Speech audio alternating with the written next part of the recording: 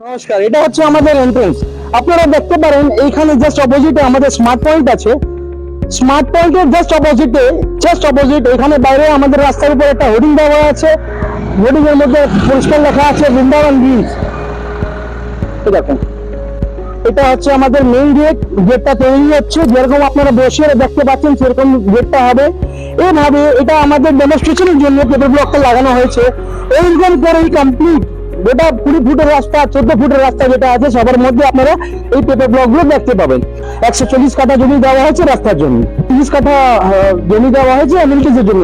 এই কটা এমএনটিস আপনারা ওর মধ্যে দেখতে পাবেন।